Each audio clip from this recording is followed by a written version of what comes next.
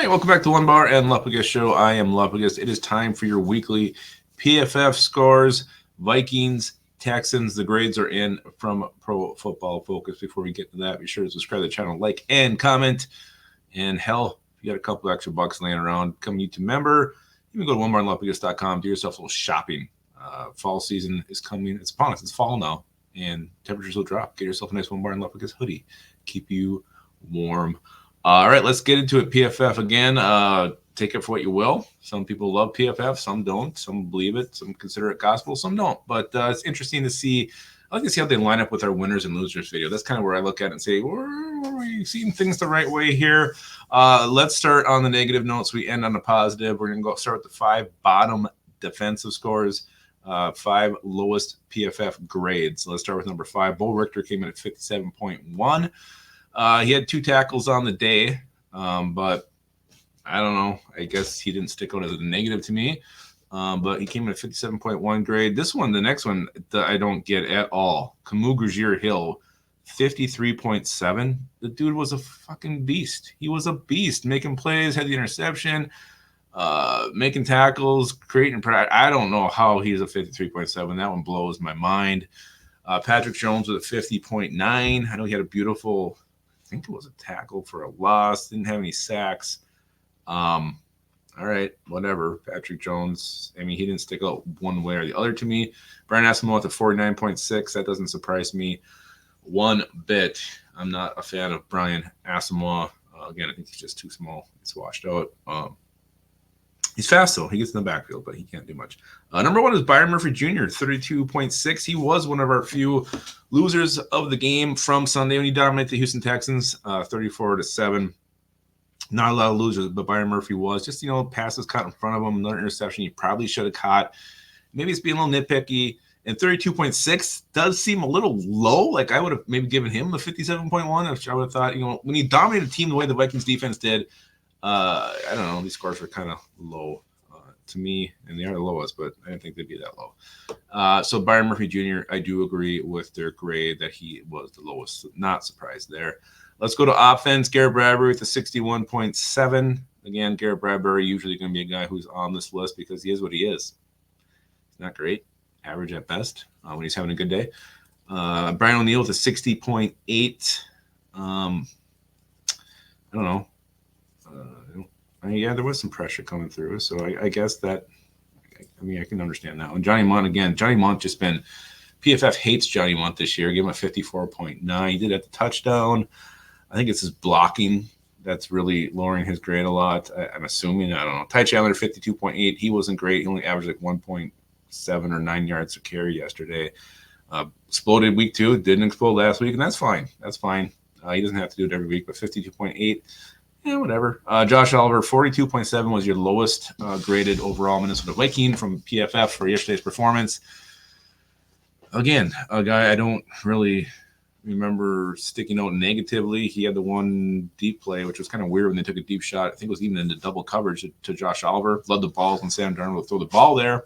Don't love the play that it's going to Josh Oliver down the field, but he was your lowest Viking on offense with a 42.7. Again, the defense had the lowest score with a 32.6 for Byron Murphy. Let's go to the positive. Let's go to the positive offensive players here. The fifth highest score highest grade was Christian Darrisaw at the 71.9. Again, Daniel Hunter, Will Anderson, not an easy task when you're going against these Houston Texans. But again, 71.9, team that was dominant, seems, for being a low score there, top 5. It's a high score, but it's the lowest of the high. So 71.9, whatever. Sam Darnold with a 73.5.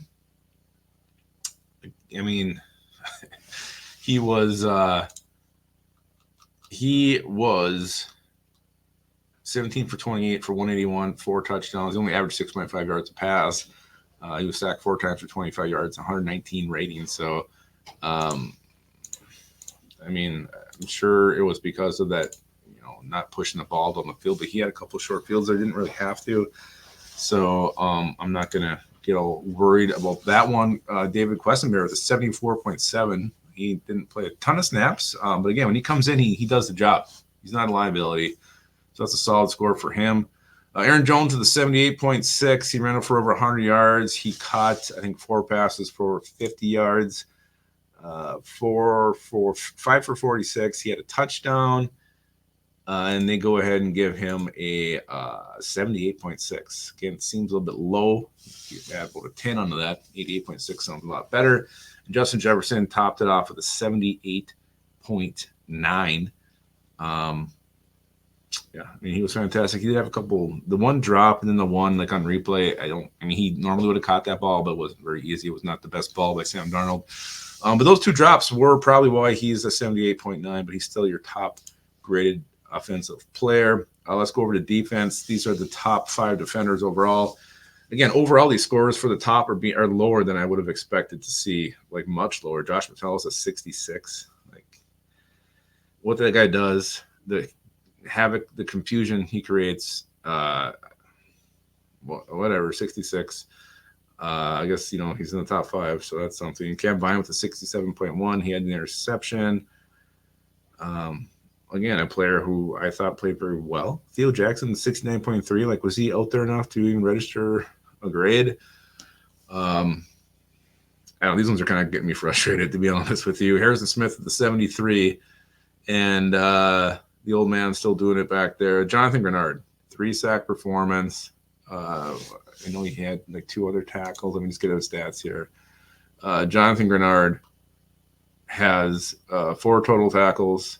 He's got 3 sacks, tackle for a loss, hit the quarterback, all that stuff. Really just dominated a celebration kick that went as high as the roof of U.S. Bank Stadium, and they give him a 73.6. I mean, I agree that he's the top-rated defender. The 73.6 it's embarrassingly low. So I don't understand it. Again, like the rankings, I don't mind so much. It's just the scores. The scores are just so low. I don't know. I guess I need to be in there in their meeting and what they're grading and how they're seeing these, because those scores seem low. The rankings are fine. The scores seem low. Let me know in the comments what you think of these scores, these grades that PFF's given out. Again, overall, I feel like they all felt low to me. Because you're dominating. Like, you're just kicking ass. So I don't know. If you're seeing a team and those are your high scores, you think you probably would have lost that game. But we didn't. We kicked. We dominated. So let me know again in the comments your thoughts on these grades. And also, please, if you want to grade it high on PFF, you need to keep your school in your home.